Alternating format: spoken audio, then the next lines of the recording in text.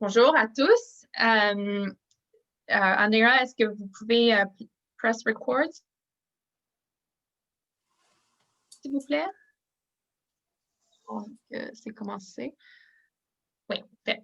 Alors, je suis super ravie de vous accueillir à notre premier épisode Favoriser l'appartenance. C'est la version française de Bridges of Belonging. Je m'appelle Fanny Smith et j'utilise les pronoms féminins elle et la. Je suis collaboratrice avec Inclusion Inc. et je mène le développement de nos projets francophones. Alors, je tiens d'abord à souligner que je vous parviens aujourd'hui des territoires traditionnels des Premières Nations Tsawwassen et Musqueam, ici en Colombie-Britannique. Et je suis fière et chanceuse de vivre sur ces beaux et de jouer sur cette belle terre. Et je suis reconnaissante qu'ils en ont pris soin depuis les temps immémoriaux. Quelques notes concernant Zoom. S'il vous plaît, si vous n'êtes pas un de nos invités, de garder votre microphone sur le mode silence et de fermer votre caméra. Cet épisode est aussi enregistré et en restant sur la conférence, vous acceptez que votre nom et photo soient enregistrés et partagés plus tard sur nos réseaux. Vous pouvez poser des questions à nos invités sur le chat et on essaiera de répondre à plus de questions possibles. Alors, avec ça, bienvenue. Je dois avouer que je suis très nerveuse. C'est la première fois que j'anime quelque chose du genre en français. Mais ayant dit cela, je suis choyée d'avoir cette opportunité et cette chance de discuter avec nos invités spéciaux sur le sens d'appartenance. Nous devions être joints ce matin par Cindy Ouellette, mais malheureusement, elle est indisposée. Alors, on espère pouvoir l'accueillir dans un épisode futur. Et je suis très, très reconnaissante envers Sam Rogers qui a accepté notre invitation de dernière minute pour la remplacer ce matin. Alors, sans plus de délai, je vous présente nos invités. Originaire de Montréal, Samantha est la cofondatrice de Relate Social Capital. Elle utilise le sport comme médium pour son travail de philanthropie. Sa compagnie se spécialise sur la construction et la mise en œuvre de programmes de génération de revenus et d'engagement auprès de la communauté. Son CV inclut le travail dans le milieu des services sociaux, la santé et l'éducation. Et le tout pour l'amener éventuellement à poursuivre sa passion, qui est utiliser l'industrie du sport pour affecter le changement social. Maxime Gagnon travaille au défi sportif Altergo depuis maintenant, depuis maintenant plus de 25 ans. Il est présentement le directeur général. Au défi sportif Altergo, ses efforts pour assurer un développement international à l'événement ont porté fruit, attirant différents championnats internationaux de sport adapté.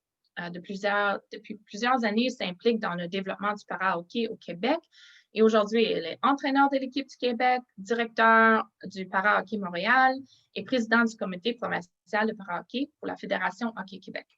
Alors, bonjour à vous deux et merci d'avoir accepté de parler avec nous ce matin, aujourd'hui.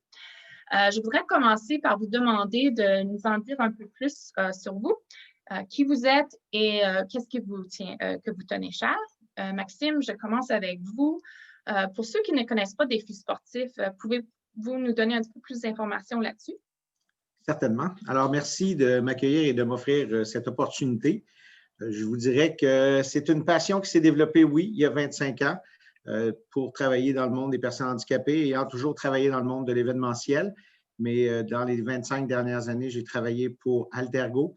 Donc, de là, j'ai appris à travailler, à côtoyer, à favoriser l'inclusion des personnes handicapées et surtout par le défi sportif Altergo, qui est un événement multisport qui regroupe athlètes ayant des limitations fonctionnelles, tant au niveau du milieu scolaire, donc les jeunes, et jusqu'à l'élite internationale. Donc, c'est plus de 8000 athlètes qu'on reçoit, provenant environ d'une trentaine de pays. Donc, c'est des compétitions qu'on fait entre les écoles en début de semaine et durant la fin de semaine et surtout aussi durant la semaine, on a des compétitions de niveau national et international. Donc, on accueille des athlètes de partout à travers le monde, que ce soit pour des championnats du monde, que ce soit des coupes du monde, que ce soit des sélections pour les Jeux paralympiques ou d'autres grands jeux. Donc, le défi sportif se fait un honneur d'organiser ces compétitions-là. C'est 20 employés qui travaillent, soit à temps plein ou à contrat pour organiser. C'est plus de 800 bénévoles qui sont demandés pour organiser cet événement-là. Donc, on est satisfait du résultat. Malheureusement, depuis l'an dernier, on a dû mettre ça de côté un peu. On a quand même fait bouger certains athlètes via le virtuel de plus en plus. On n'est rien de ça pour la prochaine année, mais on a plusieurs plans déjà de près, que ce soit virtuel ou ça sera live. Donc, on espère le plus possible, si on est capable de faire des compétitions live, c'est ce qu'on aimerait. Mais c'est l'événement Défi sportif Alterco. Wow, merci. J'en savais un petit peu, mais je ne savais pas à quel point c'était c'est un si gros événement. C'est très bien. Merci. Sam, c'est à votre tour.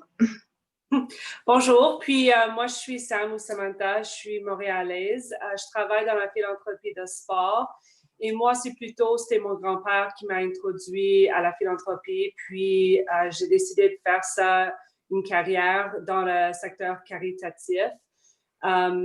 Pour moi, après l'université, j'ai décidé que j'aimerais plutôt utiliser mes skills pour travailler avec les gens dans le secteur caritatif parce que moi, je pense que, je sais pas, pour moi, c'était comme vraiment génial que tu pourrais travailler avec les autres pour faire pour affecter la chance sociale.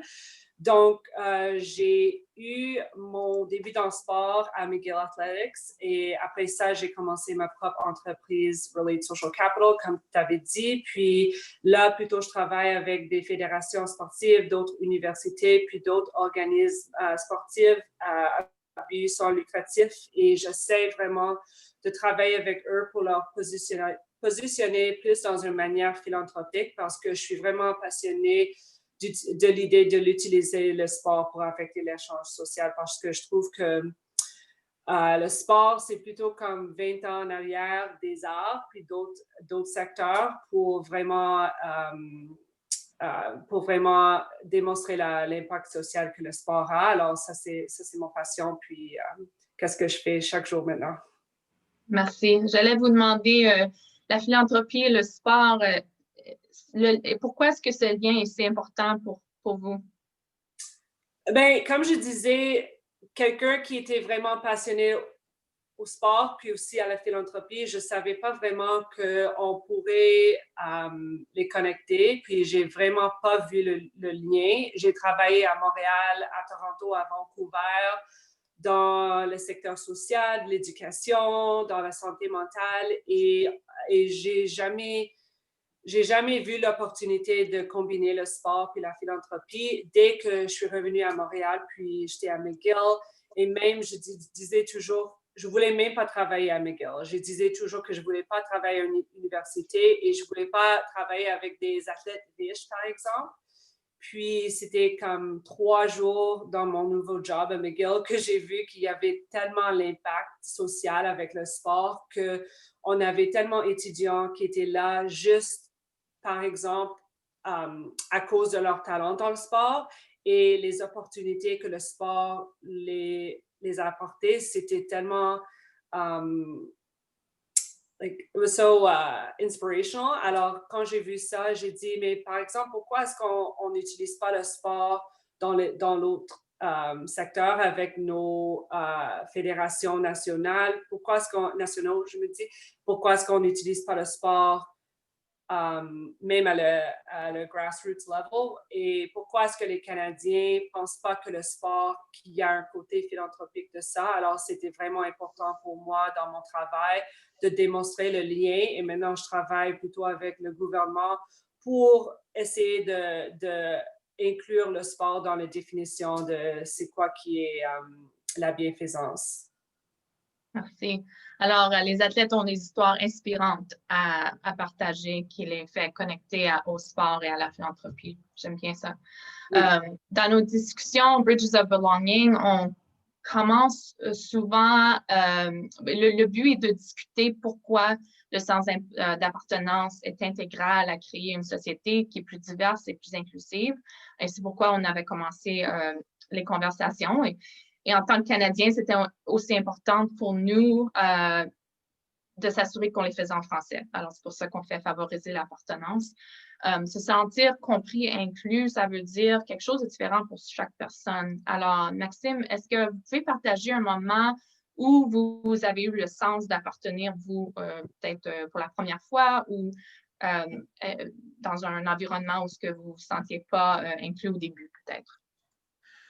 On le vit à chaque jour. Je vous dirais que c'est des combats à chaque jour. Il y en a qui sont plus gros que d'autres, il y en a qui sont plus petits que d'autres, qui sont plus faciles. Chaque petite victoire est importante, que ce soit lorsqu'on travaille avec un centre sportif pour faire adapter, pour accueillir des athlètes. Sur le moment, ils ne le voient pas.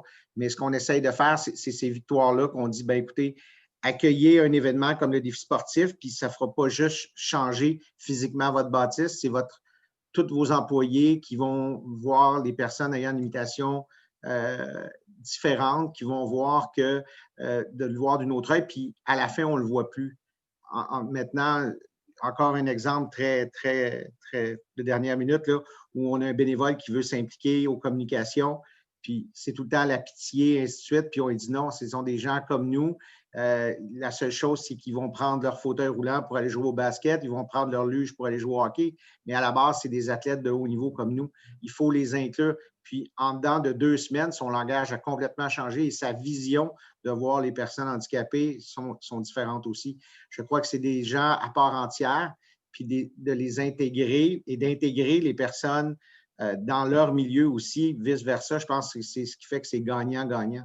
Donc, c'est ce qu'on veut. Donc, lorsqu'on fait un événement comme le défi sportif, puis on va travailler avec, que ce soit la Ville de Laval, on a débuté des partenariats avec eux l'an dernier, mais on a vu l'ouverture de la Ville de Laval à accueillir le défi sportif, puis de faire de la place, puis d'améliorer leur site, d'améliorer leur ouverture à l'accessibilité universelle, de former leurs employés et qui vont en ressortir gagnant. Bien, je crois que c'est le citoyen, c'est l'employé qui va être là. Puis l'athlète qui va faire sa compétition sur le site va sentir qu'il est bien reçu, qu'il peut performer à sa juste valeur. Donc, c'est un peu tout ça qu'on fait du côté du défi sportif Altergo ou dans d'autres compétitions en tant que telles.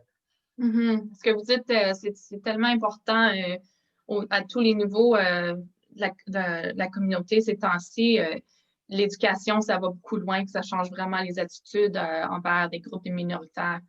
Sam, est-ce que vous avez un moment où vous pouvez partager avec nous où vous avez eu le sens d'appartenir ou avez pu faire le sens d'appartenir à quelqu'un d'autre?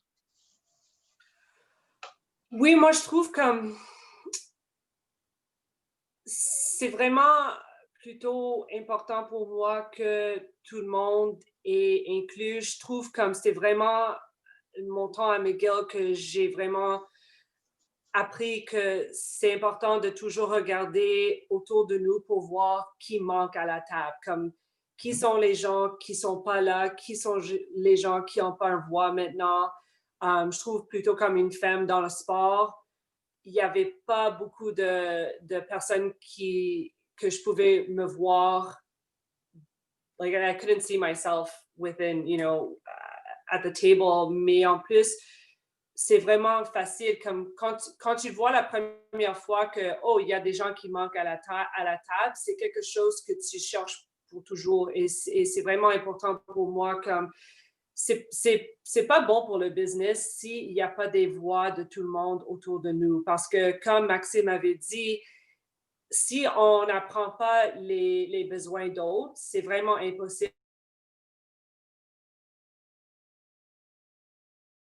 Si on commence à toujours se demander qui est pas à la table, puis qui est-ce qu'on peut apporter à la table, puis qui est-ce qu'on peut amplifier leur voix, ça va être plus facile pour nous comme un groupe to move together et d'avoir plus de succès si on fait ça. Parce que moi, je trouve aussi dans le sport, puis même comme une Québécoise, je trouve toujours que on oublie le Québec, on oublie le français, par exemple. Alors, est-ce que quand on est ensemble, est-ce qu'on peut toujours demander, mais pourquoi est-ce qu'on fait ça seulement en anglais? Pourquoi est-ce qu'il y a seulement des gars qui sont impliqués? Pourquoi est-ce qu'il manque des gens qui ressemblent pas comme nous? Alors, je trouve que c'est vraiment important plutôt dans le sport parce que ça, c'est pas le Canada. Le Canada, c'est vraiment, il y a beaucoup c'est vraiment divers. Alors, qu'est-ce qu'on peut faire dans le sport pour utiliser ça puis bouger ensemble? Évidemment, il faut regarder qui n'est pas inclus. Si on ne se voit pas à la table ou si on ne voit pas quelqu'un, on ne peut pas aspirer à être dans une position. C'est bien, j'aime vos deux réponses. Oui, absolument. Si je peux me permettre une petite parenthèse, le défi sportif est un événement qui a lieu depuis 35 ans, maintenant 37 ans. Et je vous dirais qu'à son départ, Monique Lefebvre, quand elle a créé le défi sportif, la fondatrice, a été avant-gardiste parce qu'elle a inclus tous les types de déficiences sous un même toit. Souvent, on va retrouver les Paralympiques, c'est que l'handicap physique, les Olympiques spéciaux, c'est que la déficience intellectuelle, mais on a toujours fait que l'ensemble des déficiences soient sous un même toit. Et quand on parlait tantôt, Sam disait d'avoir tous les bons joueurs autour de la table et qu'il n'y ait pas d'oubliés. Mais je pense que le défi sportif est une de ces choses-là. C'est le fait d'avoir tous les types de déficiences autour d'une même compétition. Chacun a ses compétitions. Chacun se voit différent.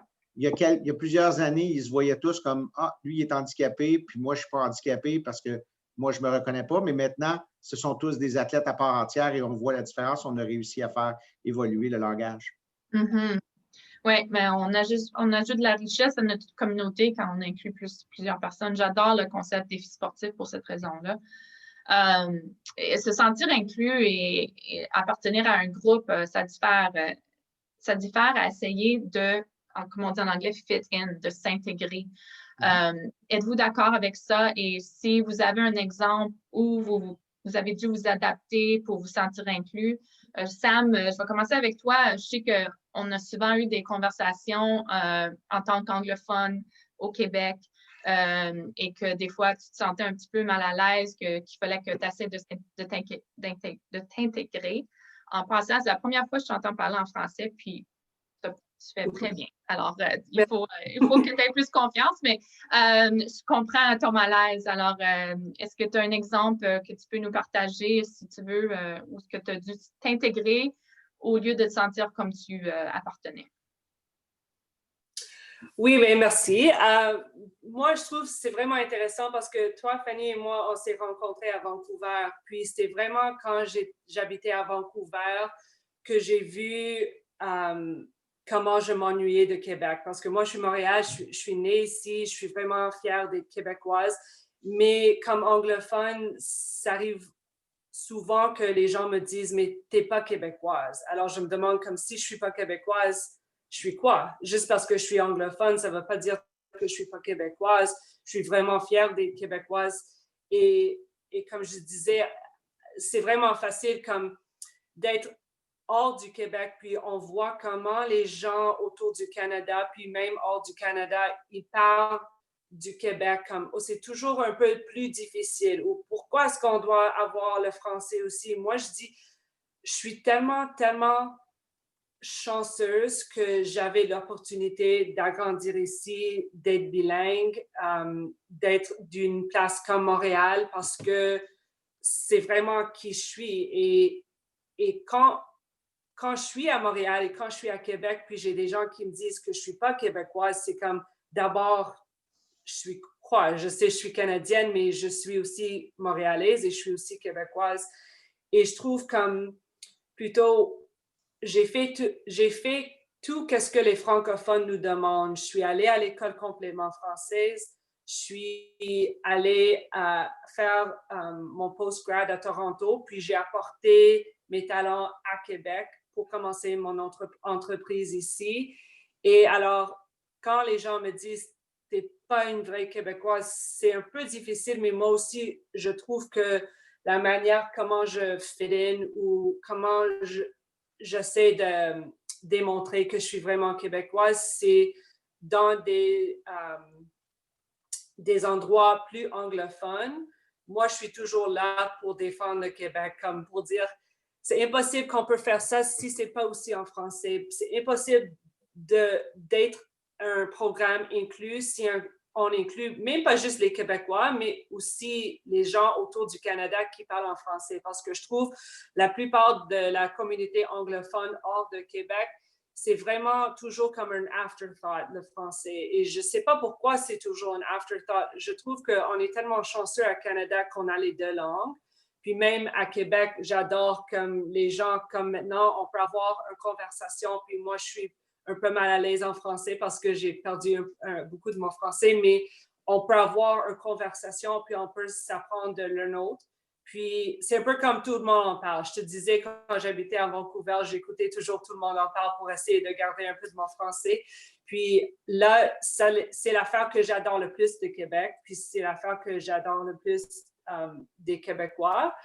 Et c'est comme une chose de trouver une balance parce que je suis vraiment fière d'être québécoise, mais aussi j'aimerais plus être un peu plus intégrée avec les autres Québécois. C'est drôle parce que quand tu parles de ça, je revis la même chose il y a 4 ans quand Hockey Canada m'a appelé pour aller faire la sélection de l'équipe nationale à Calgary. I bet. J'ai pas la chance de parler anglais régulièrement. Je le parle à l'occasion, on se débrouille, mais d'arriver puis de dire je vais être avec les meilleurs des anciens joueurs de l'équipe nationale, de la Ligue nationale, d'être avec eux. Tous les termes anglophones, nous au Québec, on s'applique à avoir les termes de para-hockey, tout en francophone, puis là, tu arrives là-bas, tout est en anglais, tu dis wow, j'ai jamais entendu ou presque jamais entendu.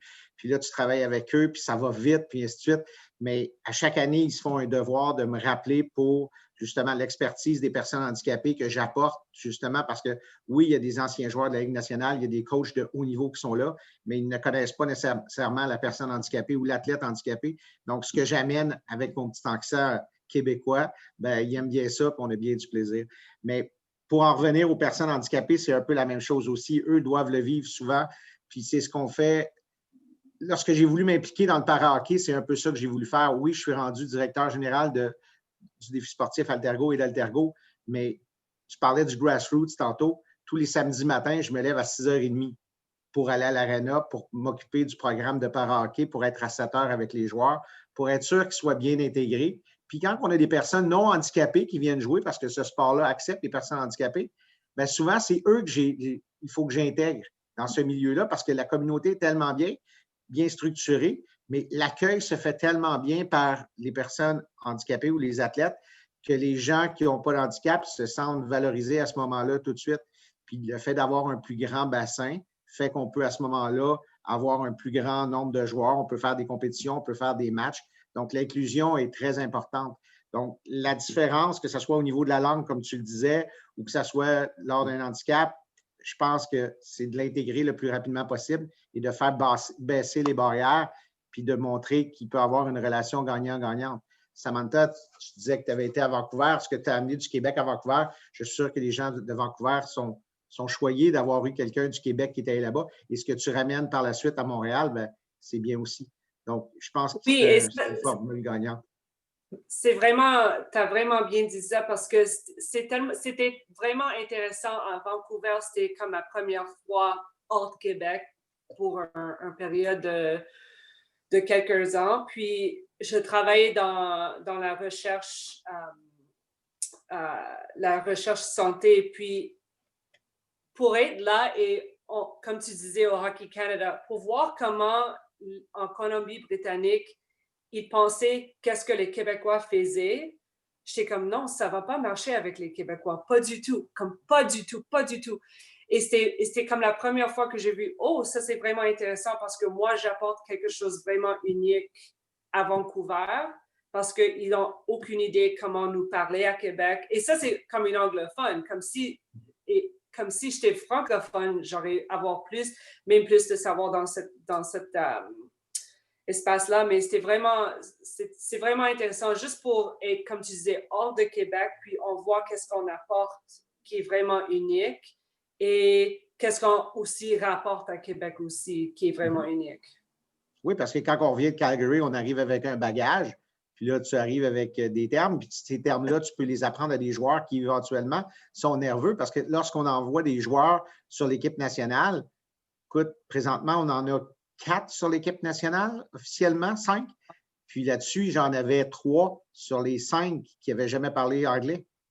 Fait que quand le coach te demande quels sont tes skills, les skills, c'est quoi les skills? Puis là, je suis comme le traducteur au bout de la table. Fait que tout le monde est, tu sais, les joueurs sont nerveux, mais lorsqu'ils embarquent sur la glace, tu lui donnes une rondelle, puis tout le monde joue au hockey, puis tout le monde est content. Puis là, ils le voient, puis quand ils reviennent au Québec, bien là, ils vont apprendre à ces jeunes-là qui, éventuellement, vont retourner sur l'équipe nationale. Donc, c'est un win-win là, pour tout le monde. Oui, et c'est même juste l'aperçu parce que je trouve beaucoup de gens hors Québec me disent ah ben j'ai peur de parler en français. Comme si je viens à Québec, je veux pas parler en français parce que ça va être plus comme un manque de respect pour les Québécois. Et je dis non, c'est l'autre côté. Comme si tu essaies pas, ça c'est où c'est un peu d'un manque de respect. Mais c'est juste, c'est toujours intéressant de voir like what's the word?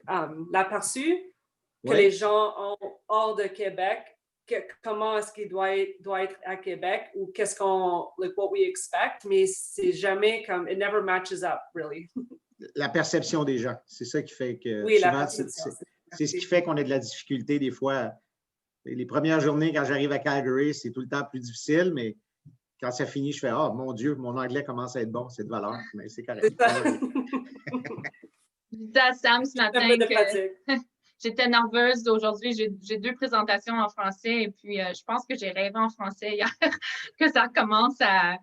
Mais une anecdote, mon père jouait au hockey, puis il a appris son anglais sur la patinoire, puis ça paraît encore un peu. Mais quand je vous écoute parler, les deux, le thème que je vois, c'est que le sport, qu'on parle de langue, qu'on parle de culture francophone, anglophone au Canada, qu'on parle d'intégration des personnes handicapées, on peut descendre la liste des problèmes, pas des problèmes, les social justice, les issues. Les injustices. Oui. Quand on descend la liste, le sport devient quasiment une façon d'être sur la même longueur d'onde ou que on s'équilibre. S'équilibre. Yeah, s'équilibre avec le sport. C'était pas une question que je voulais demander, mais la conversation s'y mène.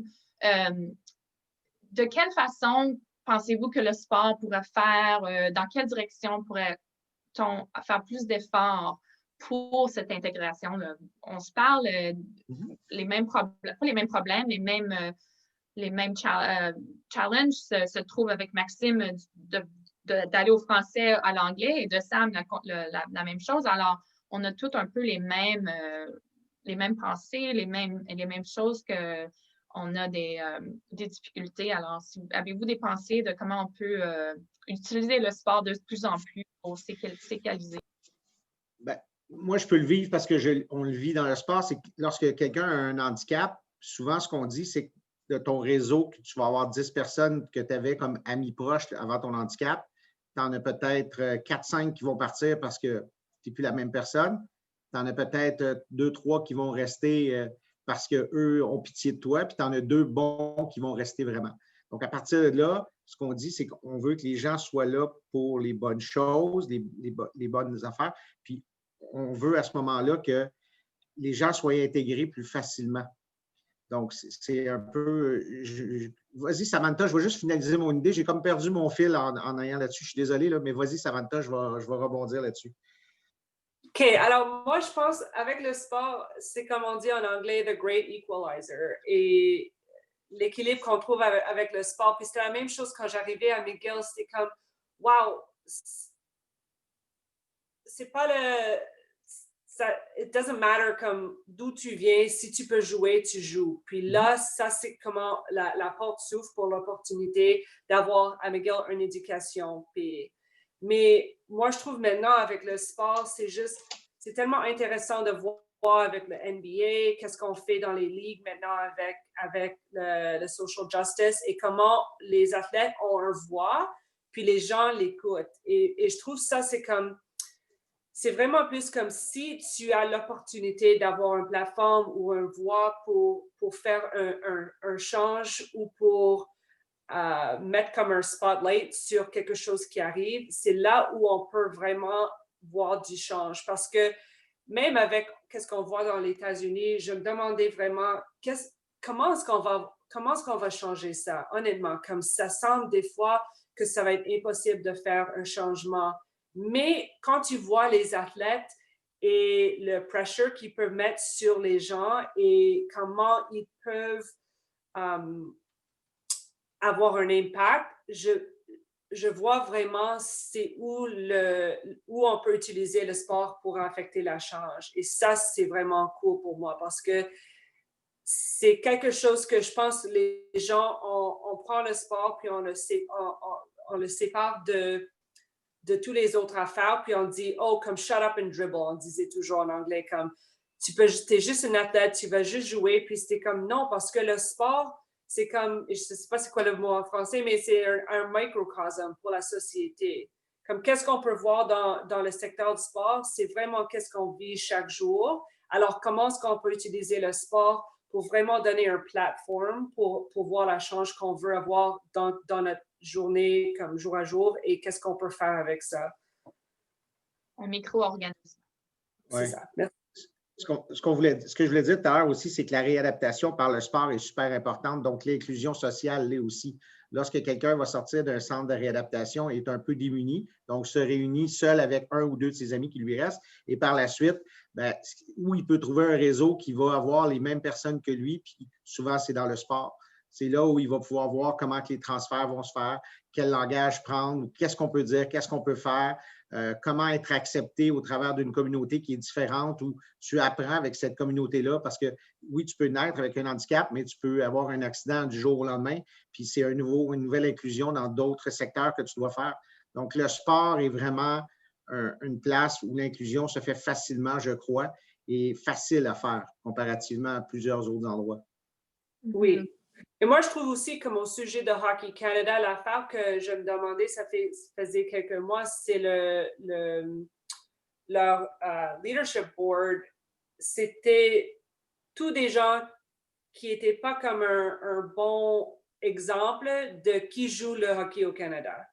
Et ça, c'était un exemple comment on peut utiliser ça pour faire un changement comme, wow, il y a 10 hommes qui sont sur ce board et c'est pas les gens qui jouent tout le hockey. Alors, qu'est-ce qu'on peut faire avec eux pour dire le sport, c'est plus inclusif parce que toi et moi et tout le monde ici, on sait que le hockey, ça peut être vraiment inclusif et c'est une opportunité d'apporter chaque Canadien de tous les coins, de toutes les langues, de toutes les religions, de tous les pays, de toutes les cultures. Et comment est-ce qu'on peut utiliser ça pour voir les Canadiens dans le leadership? Comment est-ce qu'on peut voir quelqu'un qui nous rassemble dans le leadership? Et ça, maintenant, on veut voir parce que le Hockey Canada a demandé pour des applications, puis on verra qu'est-ce qui va arriver en novembre. Mais je trouve que ça, c'est l'opportunité que sport a pour faire du changement, pour dire on vous attend. Puis là, c'est pas juste qu'on vous attend, mais aussi on va faire le travail pour que tout le monde est inclus et pour qu'on peut voir ça aussi.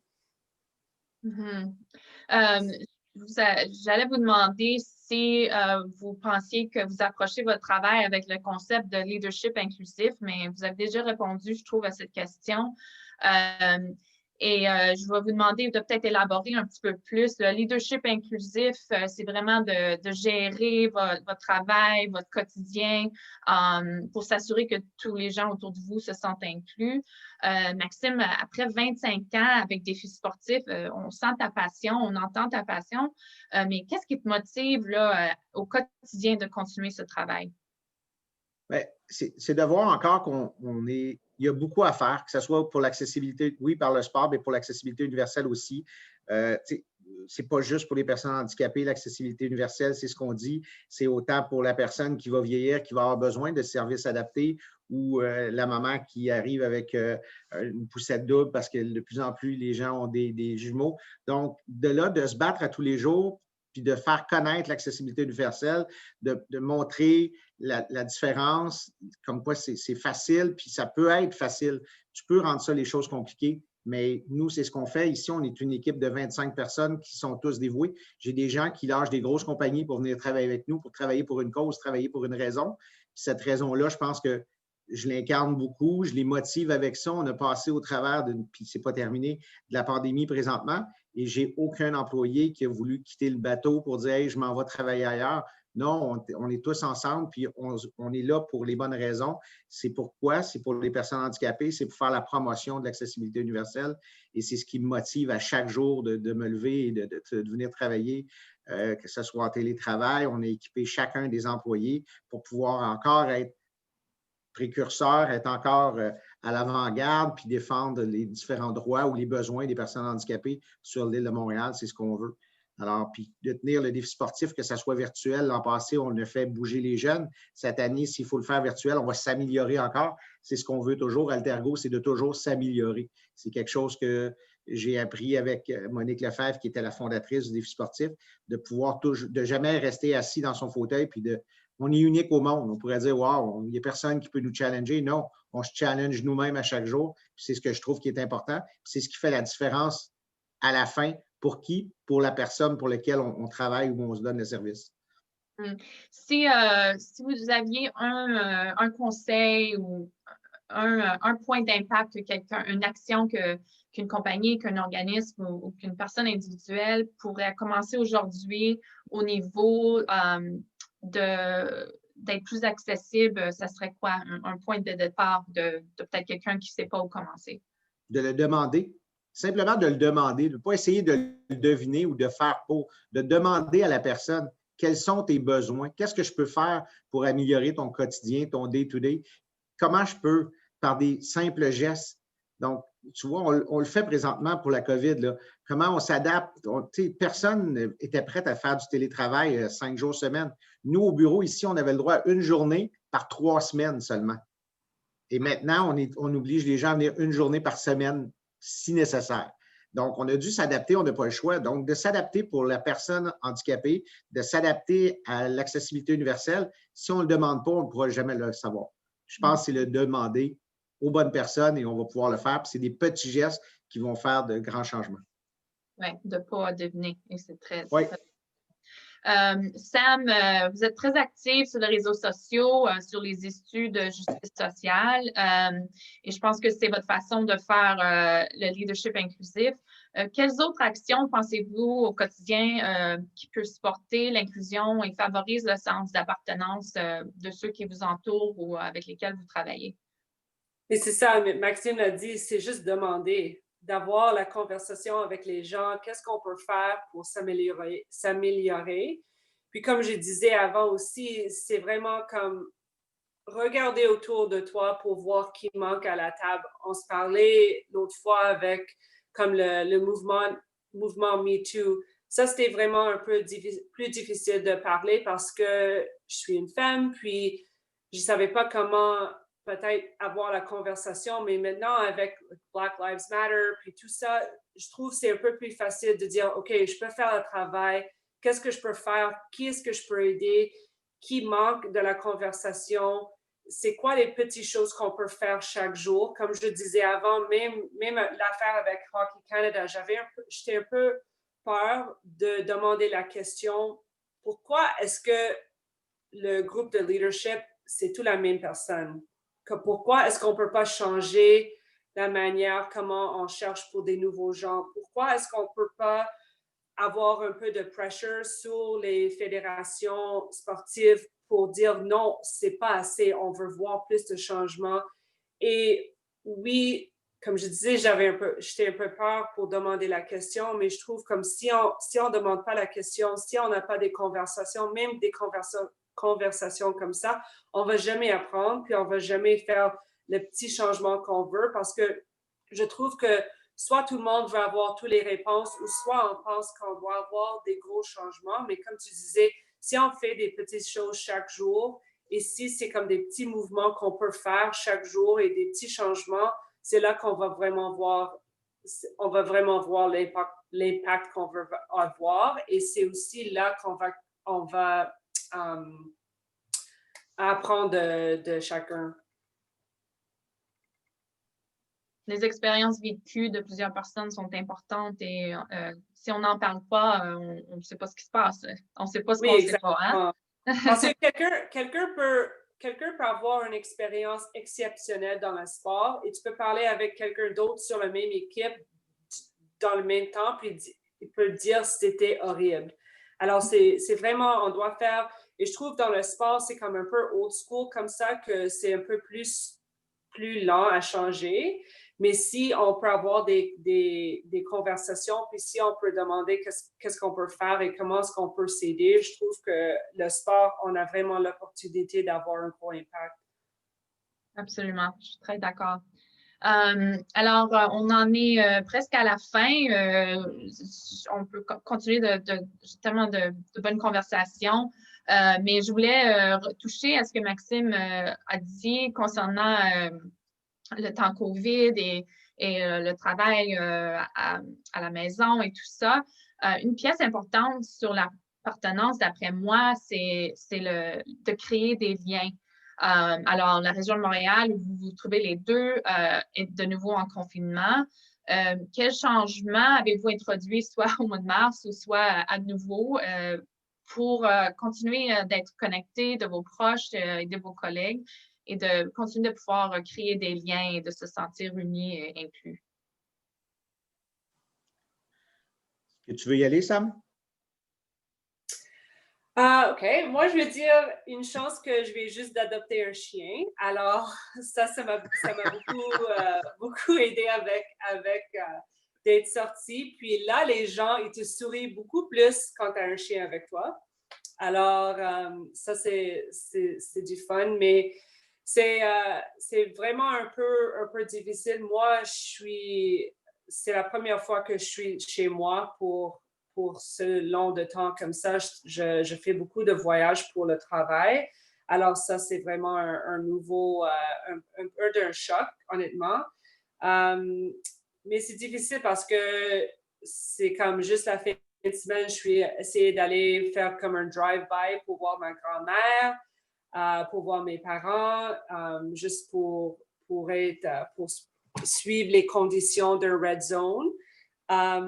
Mais c'est beaucoup de Zoom et honnêtement, j'aime pas vraiment les Zooms parce que c'est vraiment la fatigue de Zoom et c'est une chose réelle. Alors, c'est un peu difficile, mais j'essaie de voir les gens puis faire comme une marche autour du canal. C'est comme la seule chose qu'on peut faire, c'est un beau marche dehors, mais comme par exemple, on dit que le sport, c'est l'affaire qu'on peut sortir dehors et on peut faire des choses dehors, mais comme cette fin de semaine, il vient juste de fermer le parking à la montagne.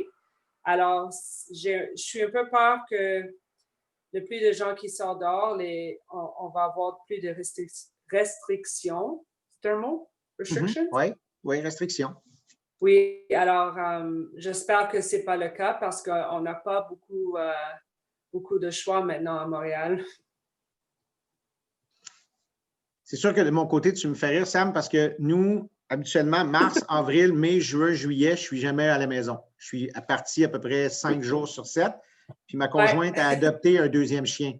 Et qu'est-ce qui est arrivé au mois de mars? Moi, je suis rentré puis elle au travail, elle a dû travailler à l'extérieur. Fait que moi, j'ai dû m'adapter à élever un petit chien avec un gros chien qui était bien calme. Fait que là, je m'habitue avec les chiens qui jouent tout le temps. Je fais des zooms, mes employés entendent les chiens japper, puis fait que c'est bien drôle. Un nouveau skill set. Oui, c'est en plein ça. Mais c'est sûr que le Zoom nous demande beaucoup, nous demande d'être plus focus. Ça devient... Tu écoutes la TV toute la journée, à un moment donné, ça devient épuisant. Puis c'est un Zoom après un Zoom. Mais je pense que c'est d'établir des routines, tu sais, de se laisser une demi-heure entre chaque rencontre. Moi, c'est quelque chose que je fais. J'ai une autre rencontre. La prochaine, elle est une demi-heure après. Il faut que j'aie au moins une demi-heure pour décrocher. Je ne peux pas faire 4 Zooms en ligne parce qu'à un moment donné, on vient qu'on n'est plus capable. Puis d'essayer, nous, la collectivité, entre autres, du para-hockey, on a essayé d'avoir une rencontre par 2 semaines environ. On ne peut plus jouer au para-hockey, donc on le fait. Que ce soit au niveau du défi sportif, c'est la même chose. On fait des Facebook Live avec certains entraîneurs. On va le faire avec des parents aussi. Donc, autant pour les employés que la communauté, on le fait, mais on essaie de le faire bref et court aussi. On le fait des fois juste une demi-heure, c'est suffisant. Puis à ce moment-là, les gens viennent puis ils repartent après 30 minutes. Donc, je pense qu'on est rendu là, on n'a pas le choix, mais de se donner une fenêtre pour prendre de l'air, d'aller jouer dehors, je pense que c'est hyper important de se trouver, que ce soit juste marcher avec son chien, c'est super le fun. Puis tu vois, c'est ça, les gens apprécient, c'est une façon de communiquer parce que souvent à la blague, je dis, prends ton vieux téléphone cellulaire puis appelle-moi, je ne suis plus capable Zoom aujourd'hui. Puis les gens trouvent ça drôle. Prends ton vieux téléphone cellulaire.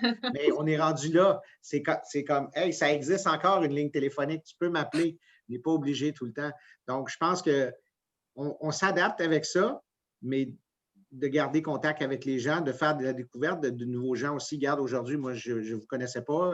Je connaissais à peine Andrea. On se voit à l'occasion, mais de vous rencontrer puis d'échanger sur des sujets qui sont importants, bien, ça fait une meilleure journée, je pense, aujourd'hui, puis c'est ce qu'il faut. Oui, absolument, je suis d'accord.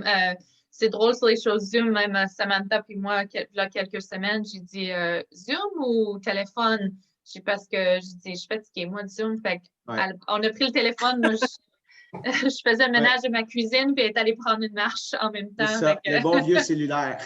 Exactement. Écoutez, tellement une belle conversation. Je suis vraiment ravie et je me sens très privilégiée d'avoir eu cette conversation avec vous deux. Je vais vous donner un dernier mot chaque. J'aimerais aussi que vous donniez un peu plus d'informations à ceux qui nous écoutent. Comment on fait pour trouver plus d'informations sur défis sportifs, pour peut-être encourager, s'il y a quelque chose qu'on peut faire pour vous aider ou quoi que ce soit. Puis la même chose pour vous, Sam, s'il y a moyen de supporter votre... je ne l'ai pas dit durant votre introduction, mais vous avez commencé une collective internationale, je pense, de philanthropie de sport. Si vous voulez en parler pour finir, ce serait une belle façon de terminer notre conversation.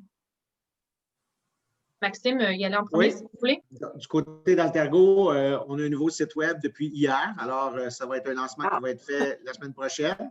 Mais là, on l'a caché, altergo.ca, vous pouvez aller là. On a un encan aussi virtuel qu'on fait parce que les levées de fonds sont de plus en plus difficiles. Donc, l'encan va débuter d'ici une semaine environ. Vous allez tous pouvoir voir sur notre site Internet. Alors, allez voir notre nouveau site Internet. Vous allez pouvoir aller voir le site du défi sportif aussi.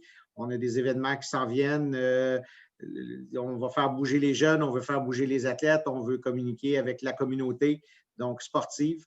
Donc, c'est ce qu'on veut. Donc, altergo.ca, vous pouvez aller voir ça. Défisportif.com aussi. Ce sont nos deux sites Internet pour lesquels vous pouvez avoir de l'information sur notre organisation. Puis moi, c'est vraiment plus, je suis sur les réseaux sociaux à Samantha L. Rogers. Si tu veux m'aider, je fais beaucoup de travail, comme je disais, à positionner le sport d'une manière philanthropique. Alors, ça, c'est ce que j'essaie de faire avec le gouvernement maintenant, si tu veux en savoir plus. Le collectif, c'était plutôt l'opportunité de travailler avec des autres pays parce qu'il fait la même chose en Australie. Alors, moi, on disait comme si on essaie de faire la même chose, on peut se travailler ensemble. Alors, c'est plutôt oui, c'est juste si tu veux me parler. Puis, je suis toujours là aussi pour essayer d'aider les organismes avec la philanthropie parce que je trouve que c'est vraiment important. Puis, c'est vraiment important que les Canadiens peuvent voir comment le sport peut affecter la chance sociale. Bon, merci beaucoup à vous tous. Ma leçon à la fin de cette conversation, il faut prendre une expression qui est au Québec ces temps-ci. Tous ensemble, ça va bien aller. Alors, soyez en santé, soyez sécuritaires. Et puis, nous allons refaire un autre épisode favoriser l'appartenance, probablement au mois de novembre. Alors, tenez-vous au courant sur inclusionincorporated.com pour plus d'informations. Et vous pouvez aussi nous suivre sur les réseaux sociaux. Inclusion Incorporated aussi. Alors, merci à vous deux et passez une très belle journée. Merci. Merci, Maxime. Merci à toi. Merci. Au revoir. Bye.